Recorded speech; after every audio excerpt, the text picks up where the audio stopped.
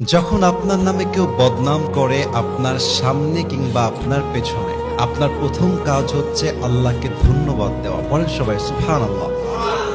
কি সুন্দর কথা আল্লাহ তাআলা বলছেন, খুব খেয়াল করবেন। আল্লাহ বলছেন, সবর ধারণ করো তাদের কথার ব্যাপারে যারা তোমার ব্যাপারে বদনাম করে। এর কারণ আমি আল্লাহ জানি তারা যা বলছে সত্য নয়, বরং তুমি হচ্ছ আসল সত্যবাদী। তুমি সেই অন্যায়টা করো নাই।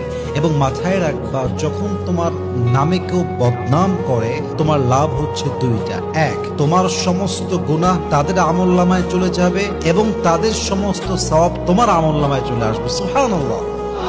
তো যারা বদনাম করবে তাদের জন্য আপনি আফসোস করবেন যে ইস রে, আমার ভাইটা বুঝে না, আল্লাহ আমার ভাইকে তুমি হেদায়াত দান করো। কিন্তু মানুষের বদনামের জন্য, অন্যের চরিত্র নষ্ট হওয়ার জন্য নিজের চরিত্র নষ্ট করা, এটা বোকামি ছাড়া আর কিছুই হতে পারে না, ঠিক কিনা বলেন? অতএব আজ থেকে বদনাম করলে নারাজ হবেন না, মন ছোট করবেন না, ভরসা রাখবেন এক সত্তার উপরে, তিনি কে?